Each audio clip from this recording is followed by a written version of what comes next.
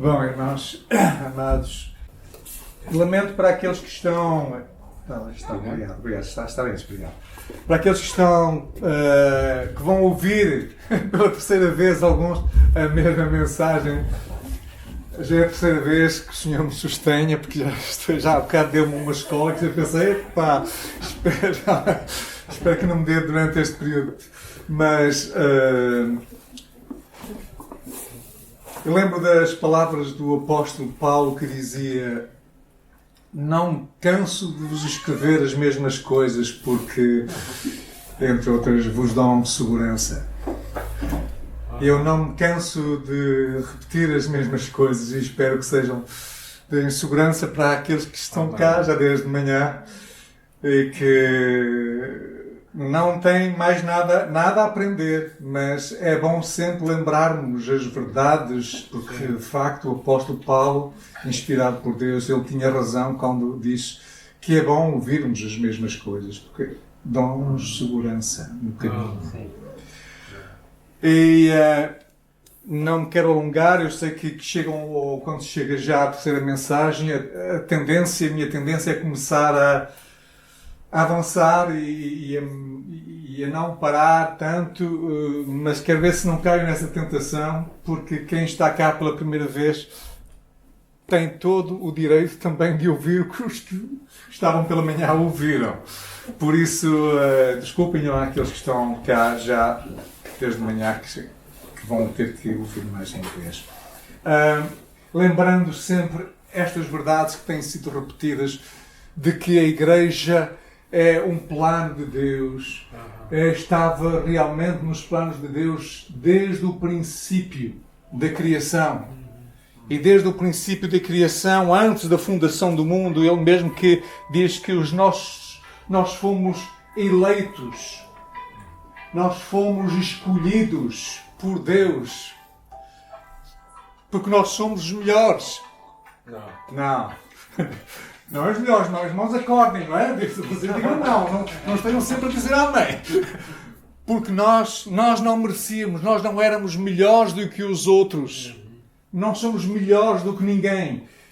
E um dia nós vamos ficar surpreendidos quando chegarmos ao céu, vamos ver que lá todos os nossos irmãos e irmãs são do piorio.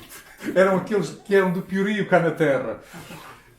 E aqueles que se consideravam bonzinhos e merecedores são aqueles que não estarão na presença de Deus. Isto não é uma desculpa para nós pecarmos, para nós vivermos uma vida de libertinagem, mas para nós nos rendermos a esta graça de Deus. Amém. Que nos escolheu antes da fundação do mundo.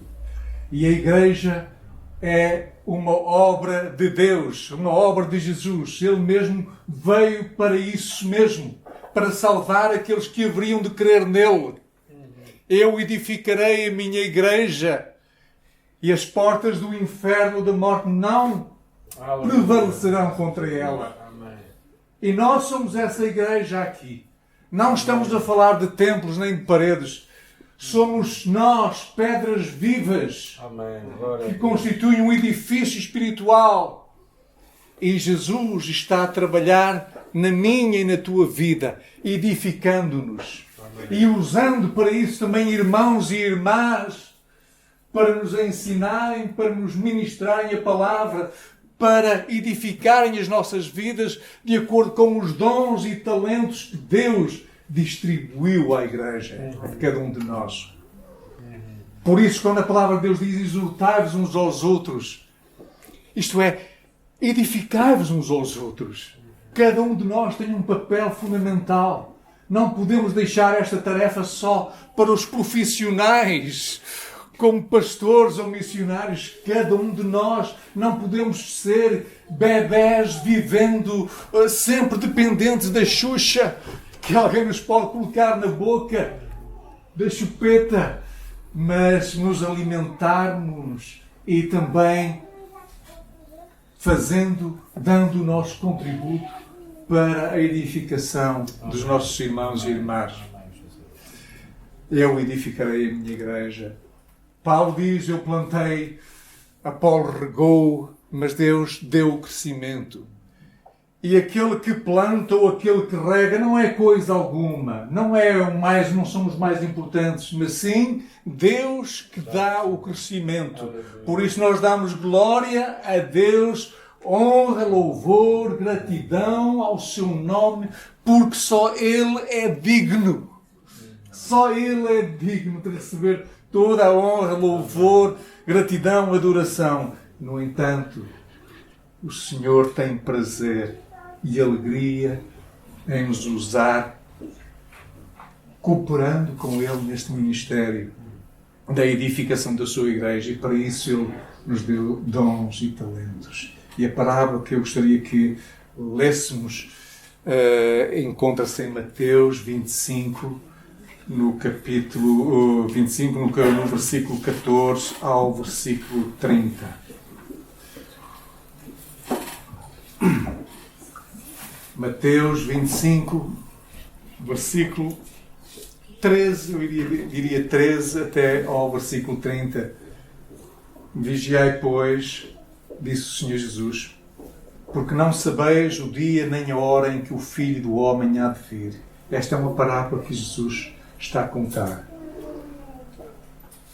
Porque isto é também como um homem que, partindo para fora da terra, chamou os seus servos e entregou-lhes os seus bens.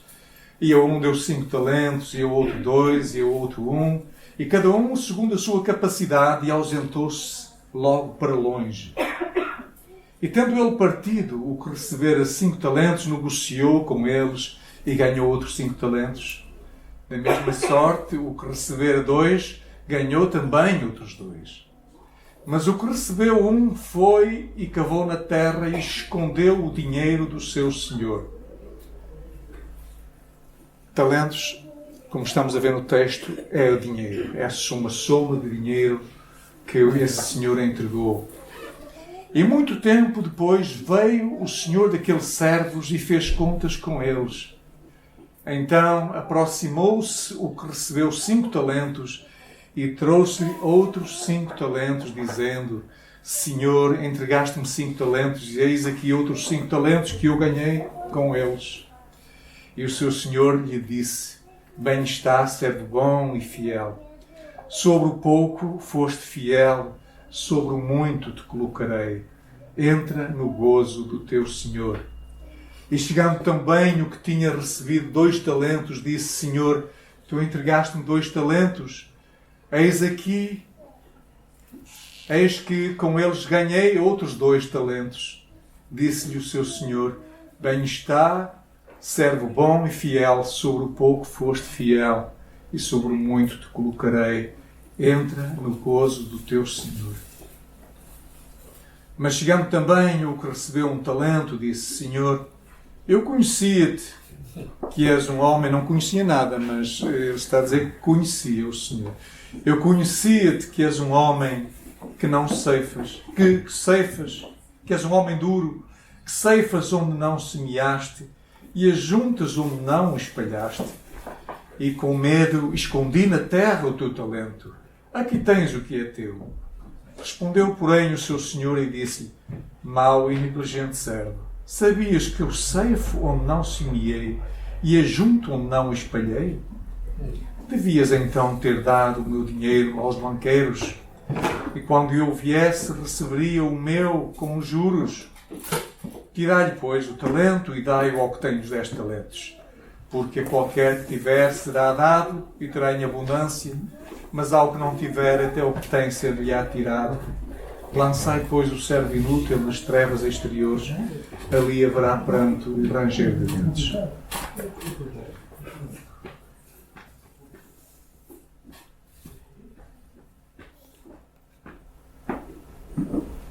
Alguns de nós podem se questionar acerca dos talentos, como é, por vezes, o meu caso. Qual é o meu talento? Quais são os meus talentos para eu servir a Deus? E por vezes eu não vejo lá grande coisa, mas e posso usar isso como desculpa para não servir o Senhor. E eu não sei se alguns daqui também têm essas dúvidas ou não, ou se está tudo esclarecido. Mas é certo que nem todos conseguem distinguir exatamente o talento ou dons que recebemos. Mas como disse um pastor a uma irmã velhinha lá na igreja de Leste da Palmeira, onde eu estou atualmente, que perguntou ao pastor, pastor, eu não sei que talentos é que eu tenho, como é que eu hei de fazer para servir a Deus, não é? Não vejo nada, eu não sei o que é que eu tenho.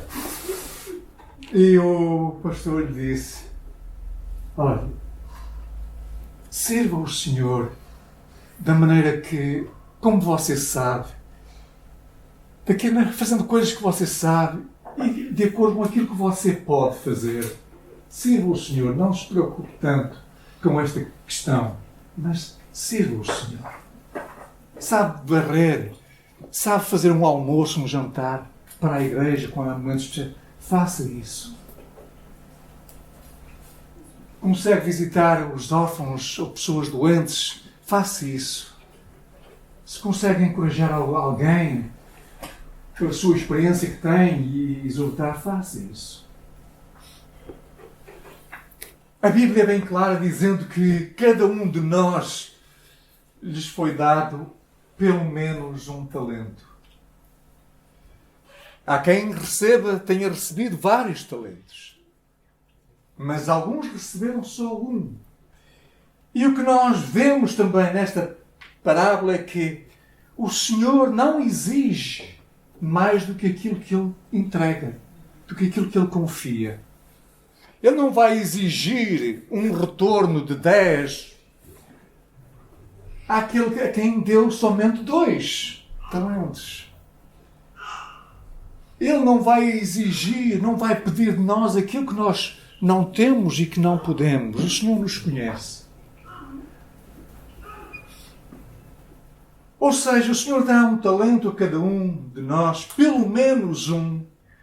Isto é, capacidades, habilidades, dons naturais e espirituais para servirmos a Deus. Portanto, dons ou talentos são dádivas divinas com o objetivo não para nos servirmos a nós próprios, mas para benefício dos outros.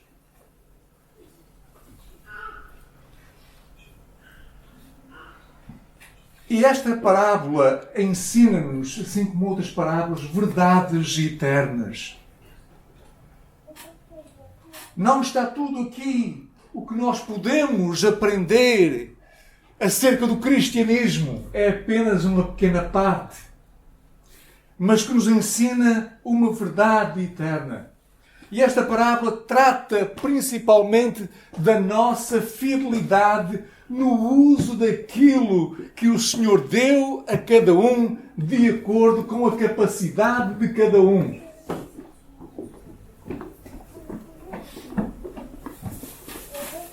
E eu gostaria que nós pensássemos em duas coisas, sobretudo, que é no tipo de relacionamento que temos com Deus e quais as motivações do nosso coração quando nos aproximamos de Deus e para o servir.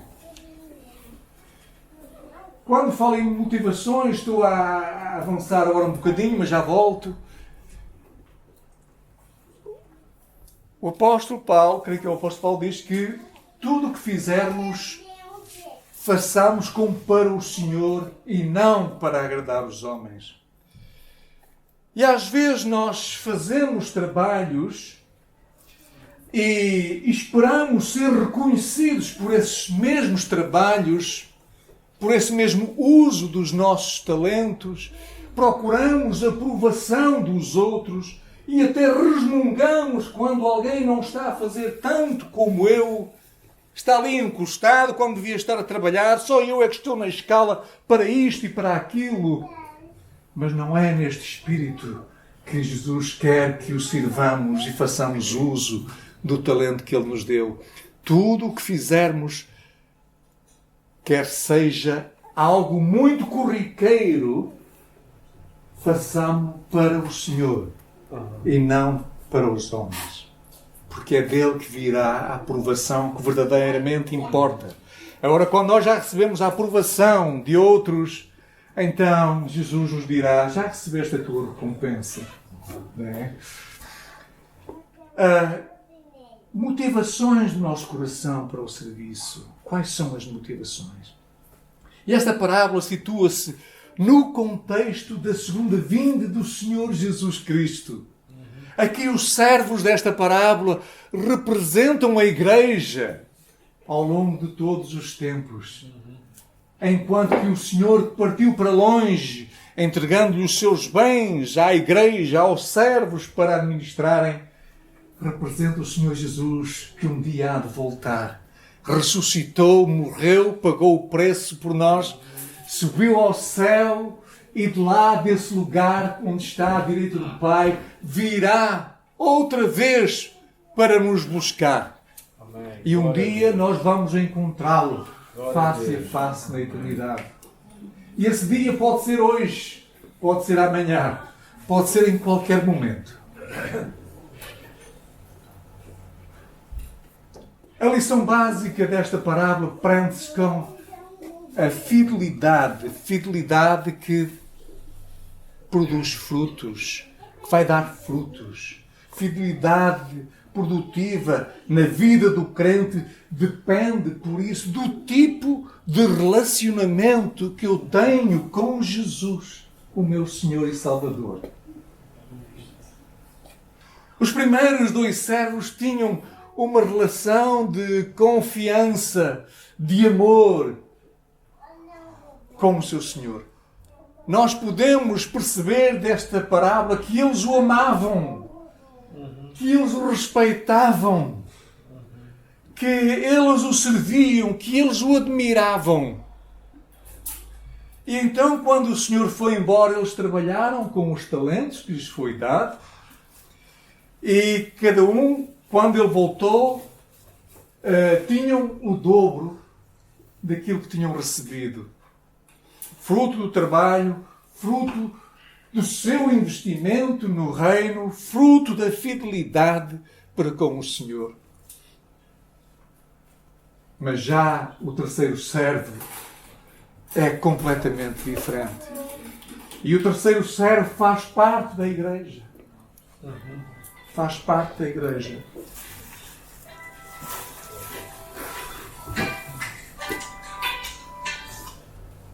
Eu oro para que não seja este terceiro servo. Que tu não sejas este terceiro servo. Ele era totalmente diferente. Ele servia e trabalhava para o seu Senhor, mas no fundo talvez desejasse vê-lo pelas costas ou vê-lo morto. Ele não se preocupava com o seu Senhor minimamente. Ele fazia as tarefas de uma forma rotineira, talvez, por obrigação, talvez, por dever, mas não por amor, não motivado por amor. E todo este poço de veneno pode ser resumido nos versículos 24 e 25, quando ele diz: chegando por fim, o que recebeu um talento, disse: Senhor, sabendo que és um homem duro e severo, que ceifas onde não semeaste e as juntas onde não espalhaste, eu, atemorizado com medo, escondi na terra o teu talento. Aqui tens o que é teu, toma lá o que é teu. Não peças mais nada, pá. Toma o que é teu. Denota-se aqui vários tipos de atitude. Esta parábola soa um aviso. Muitas vezes é a pessoa de um talento só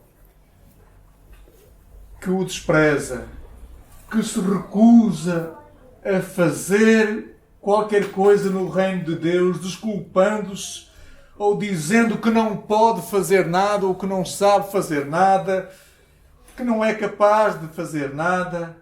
E o servo que não fez nada culpou ainda o Senhor pelo seu próprio fracasso. Em vez de assumir as suas próprias culpas, Ele culpou o Senhor por ter fracassado.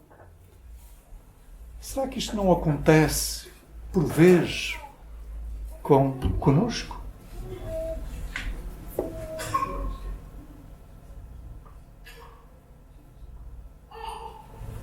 Ele não mostrou nenhum arrependimento, mesmo quando chegou o ajuste de contas. Poderia eventualmente se humilhar diante do Senhor e reconhecer o seu fracasso, mas ele não mostrou nenhum arrependimento sequer, mas desprezo. Aqui tens o que é teu. Eu não sei se ele atirou as moedas para o chão, não é? Esta é outra questão. Nós especulamos por vezes. E um servo com medo nunca poderá ser um bom servo. O medo que este servo sentia paralisou. Nós tantas vezes falamos que o medo realmente paralisa. Entramos em pânico e não somos capazes de reagir a nada. Mas parece que, de facto, o medo que ele sentia pelo Senhor o paralisou. E a primeira coisa que um servo precisa para servir bem é reconhecer o amor que o Senhor tem por ele. Para que a pessoa possa sentir-se amada por ele e compreendida e aceite por ele. E de facto esta é a verdade. Nós somos perdoados, somos amados, somos compreendidos. Jesus padeceu todas as coisas, viveu nesta terra e por isso pode nos compreender em todas as situações. A palavra de Deus diz que Ele nos aceita tal qual nós somos. Daí que nós podemos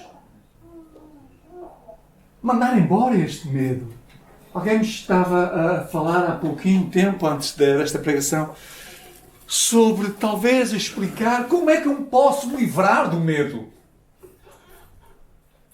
Em termos práticos, porque há muita gente, estava alguém a dizer que tem medo, até entre os cristãos.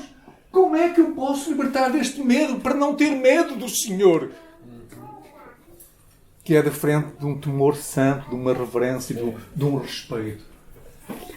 E eu creio que para não ter medo é precisamente isto. Sentir-se amado. Receber Jesus Cristo como seu Salvador e Senhor. Sendo recebido por isso, por Deus como filho. Tendo os pecados perdoados. E depois diz em Romanos 8, e já não há mais nenhuma condenação, porque o preço foi pago e que nada, absolutamente nada, nos poderá separar do amor de Deus. Creio que esta é a receita para o medo. Eu não tenho que ter medo de Deus. Fui perdoado, fui salvo, fui liberto. Fui aceito por Deus e a palavra diz que já não há mais nenhuma condenação. Eu sou filho de Deus. Esta é a receita para o medo, de uma forma prática. Eu não vejo outra.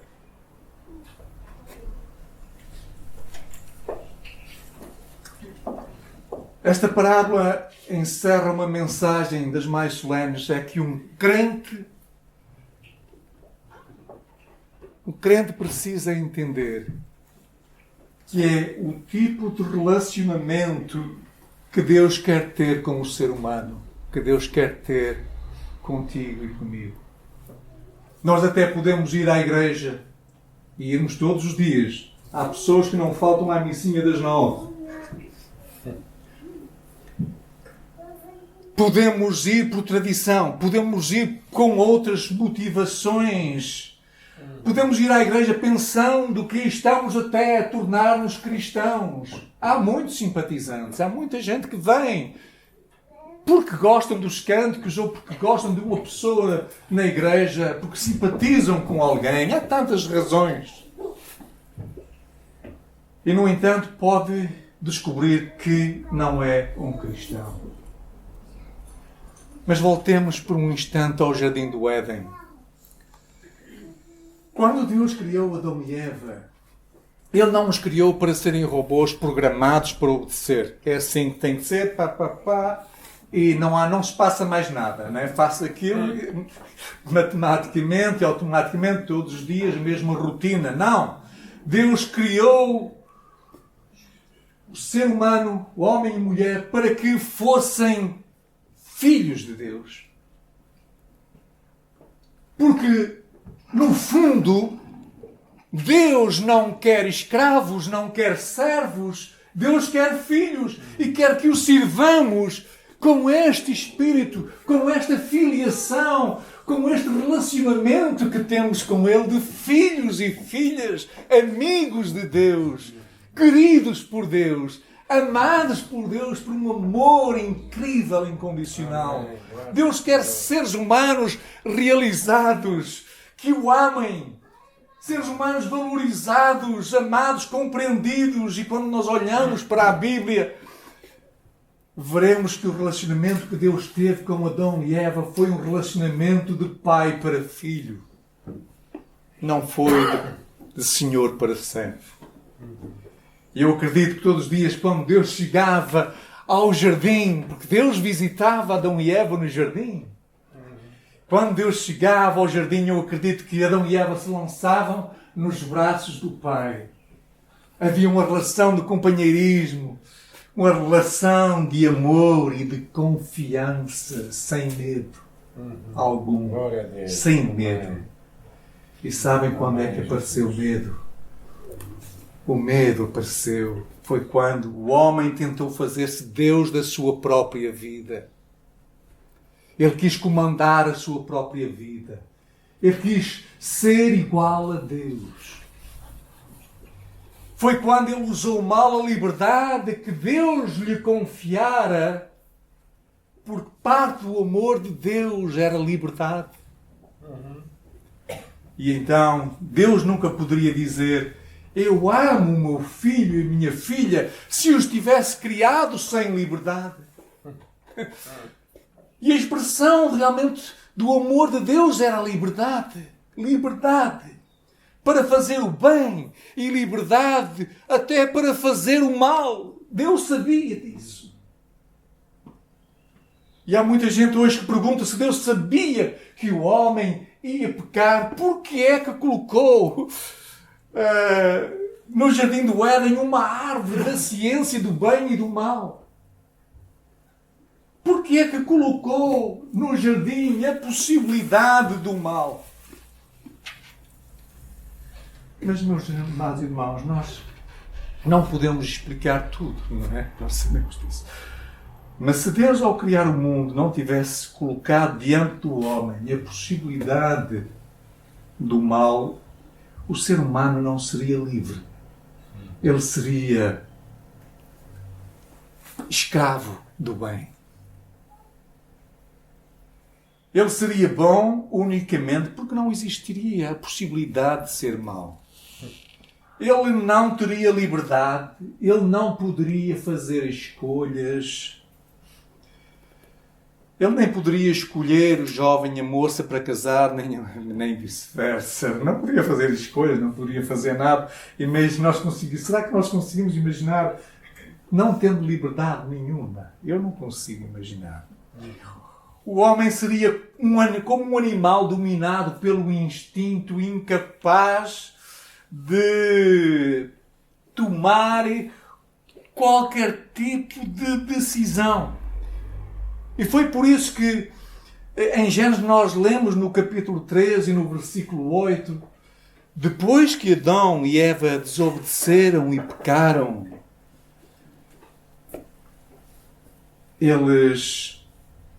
Deus foi ter com eles. Foi ter com eles e diz no versículo 8 que quando ouviram a voz do Senhor, que andava no jardim pelo entardecer, esconderam-se da presença do Senhor Deus, o homem e a sua mulher, por entre as árvores do jardim. Então veio a grande pergunta logo a seguir no outro versículo 9. E chamou o Senhor Deus o homem e lhe perguntou: Adão, onde estás? Adão, onde estás? E essa pergunta, desde aquele dia, é a grande pergunta de Deus que tem sido feita para nós ainda hoje também. Pedro, João, Antónia, Maria, José, Joaquim, onde estás? Onde estás? Por vezes nós precisamos ouvir a voz de Deus, onde estás, perceber que Deus nos coloca essa pergunta, que Deus procura por nós. Talvez tenhamos saído fora do caminho certo que devíamos andar. Talvez tenhamos um estilo de vida que deveríamos de evitar e que não agrada a Deus. E Deus chama por nós. Onde estás? O que tens feito? O que andas a fazer? Olha para ti que estás nu. Como tu estás nu. E aí vem a resposta do homem escondido atrás da árvore, seminu, envergonhado, quebrado por dentro, atormentado pela sua consciência. E então ele responde e diz: Senhor, eu tive medo e me escondi. Eu tive medo e escondi-me. Quando nós temos medo, a tendência realmente é para nos escondermos, não é? Tive medo e me escondi. Queridos amados, irmãos, num relacionamento sadio com Deus, não pode haver lugar para o medo. Porque o medo é a consequência, é o fruto do pecado. E antes da entrada do pecado no mundo, não existia a palavra medo. Não existia. Deus nunca desejou que num relacionamento que ele tivesse com os seus filhos existisse a palavra medo. Deus não quer um relacionamento com base no medo. Que tipo de relacionamento é este com base no medo? O que nós vemos isso são os tiranos. Uma pessoa que é tirana, que tenta impor-se aos outros, provocando medo. Pessoas violentas que tentam impor a sua vontade aos outros, dominar os outros, para que outros se submetam, se subjuguem pelo medo. Isso não é nenhum relacionamento sadio, não é bom. E Deus nunca quis isso para nós, para o ser humano.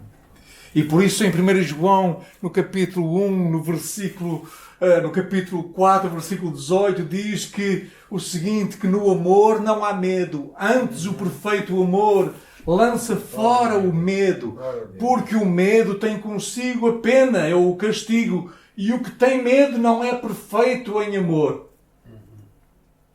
Por isso, quando nós realmente tememos, nós não estamos a ser perfeitos em amor, nem para com Deus, nem para com o irmão, para quem quer que seja. Quando eu temo alguém, eu não estou a amar, eu quero vê-lo um pouco pelas costas. É ou não é? Foi isso que aconteceu com o terceiro servo. O que é que acontece é que nos nossos dias muitos estão incutindo nas pessoas a religião do medo, em nome de Deus. Mas provocando medo nas pessoas. Ensinando a ver Deus precisamente como aquele soberano que está lá no alto com uma barba grande, com uma grande vara, não é? Pronto, olhando para a terra, procurando ver quem é que está a portar mal, quem é que está, enfim, a desviar-se daquilo do que são os seus planos, para aplicar imediatamente um castigo, fulminá-lo naquele momento.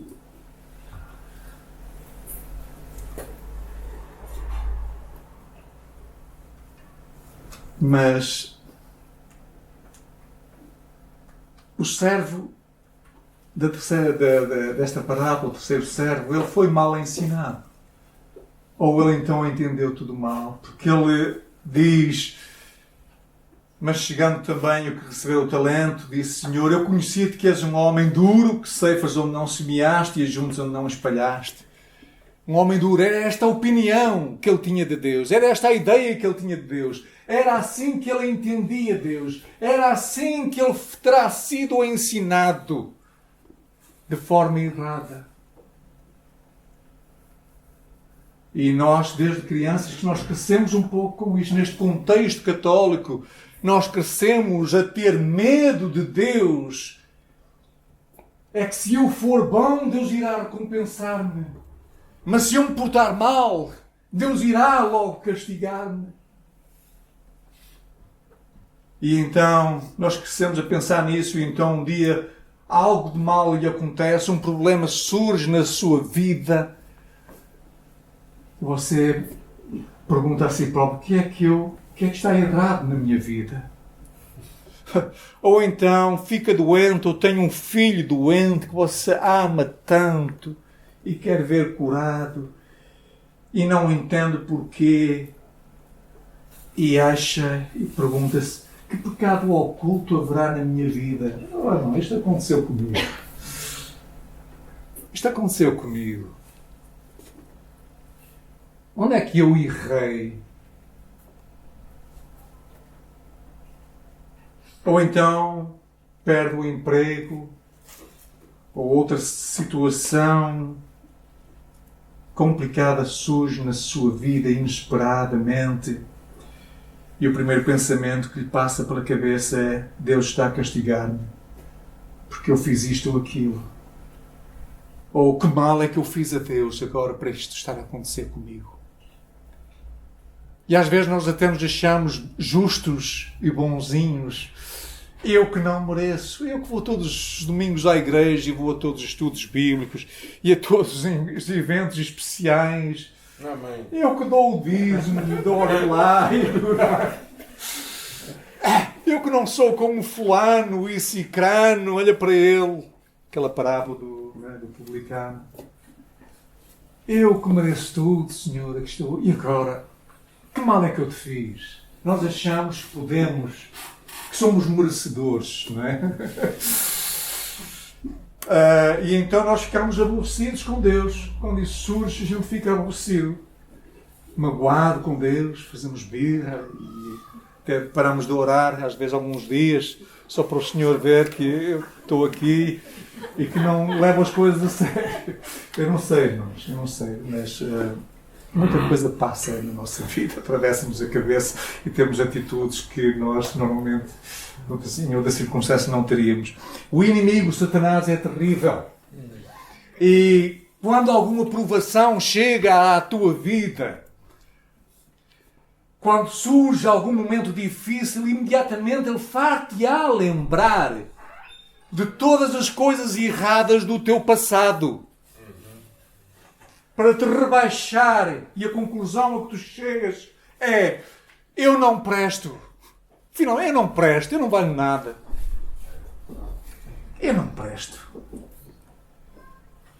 Ou eu estou a sofrer porque Deus está a castigar-me, ou não vale a pena orar, porque Deus, de alguma forma, Ele não vai responder à minha oração. Nem vale a pena orar. Olha, irmãos, eu cheguei, estou honesto com os irmãos, isso aconteceu comigo. Eu lembro uma coisa que teve um impacto tão grande na minha vida, foi quando tive um filho tão doente. E eu estava em sofrimento. E eu orei, eu e a Susana, estamos a orar por ele, aos pés da cama. Uma criança, o nosso filho querido.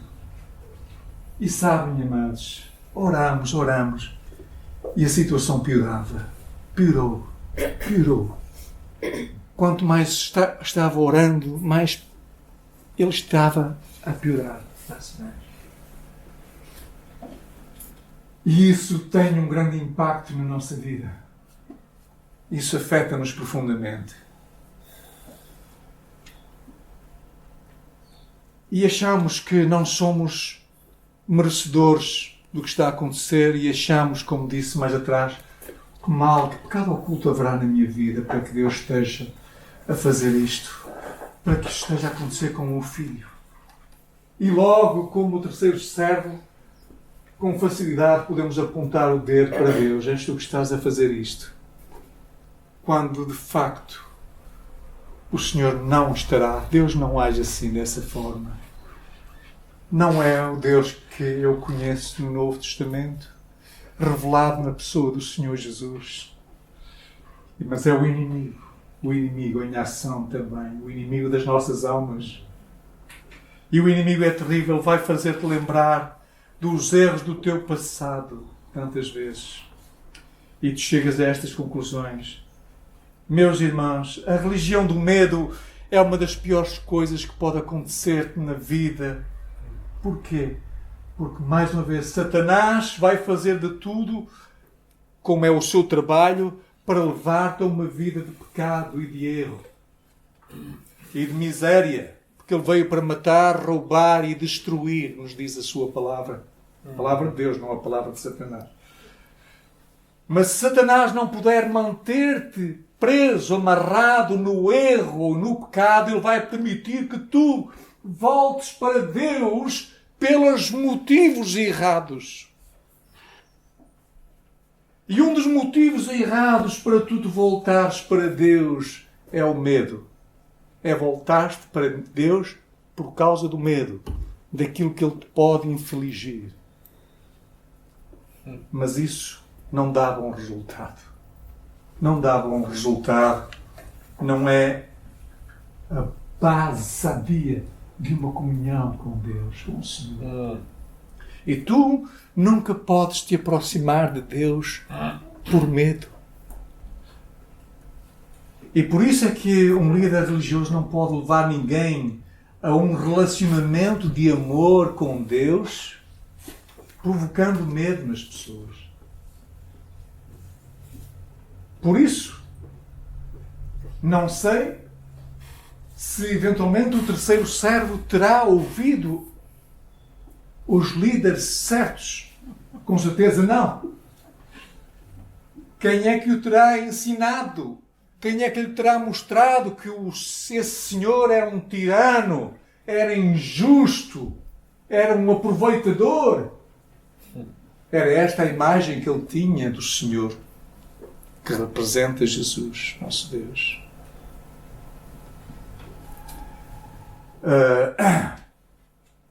E sabem o que? Eu vou terminar muito em breve. Sou tentado a abreviar, mas não. O terceiro servo da parábola não sabia, se calhar, que tinha medo de Deus.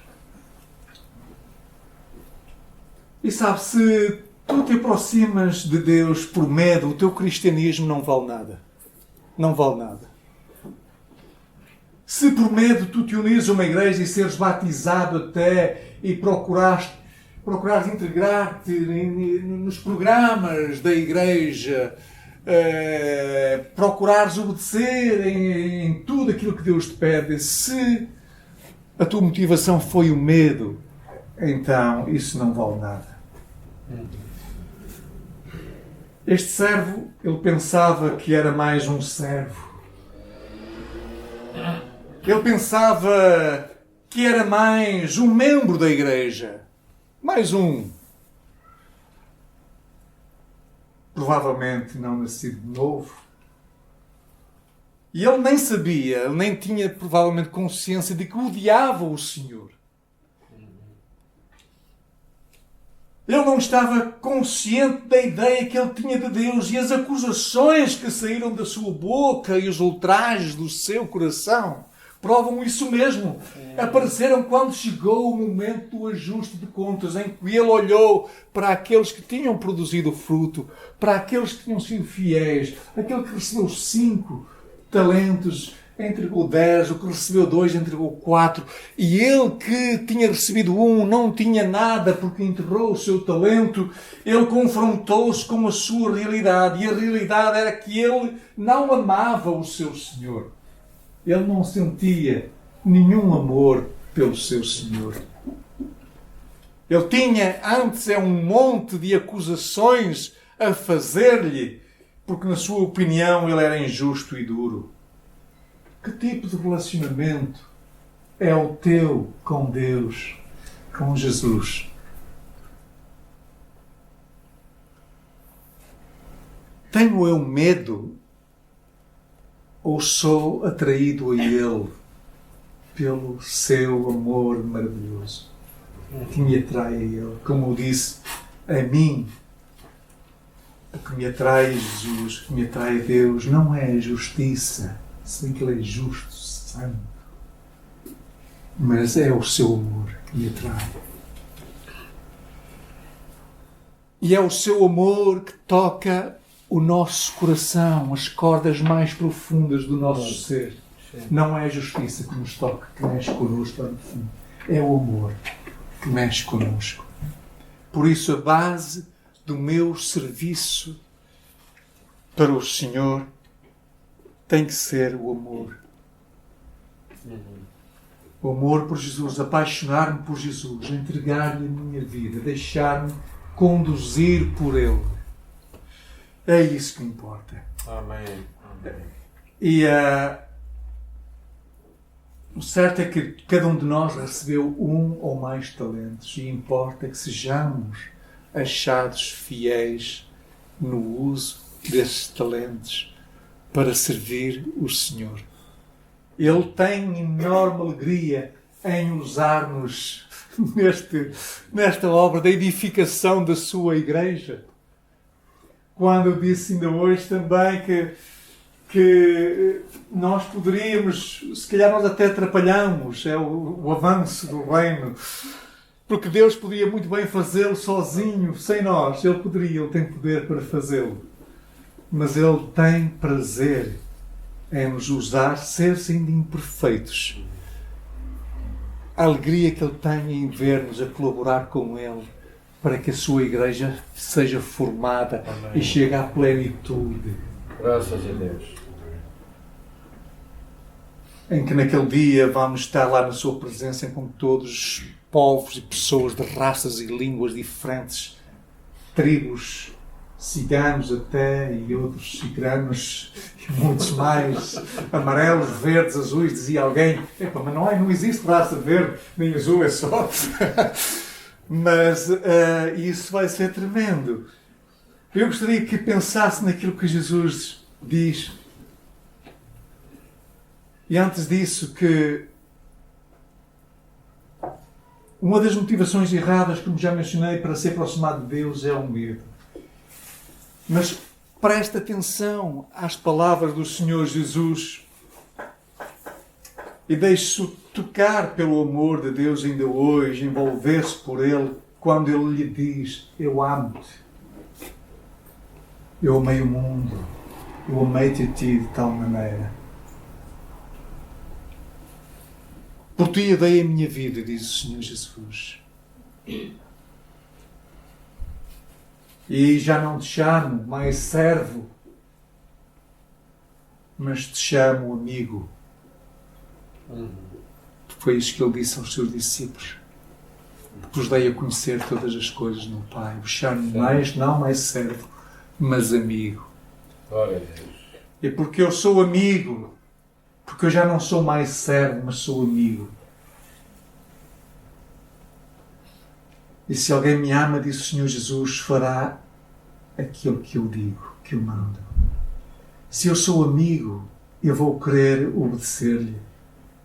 Não porque sou obrigado, porque o Senhor não me obriga, mas porque a motivação do meu coração é o amor, é a amizade por Jesus, é a gratidão por saber reconhecer aquilo que Ele fez por mim, que deu tudo por mim, e porque eu sou filho. E até em Hebreus diz-nos que Ele não se envergonha de nos chamar irmãos. Eu o sirvo, eu quero servi-lo melhor, porque somos uma família.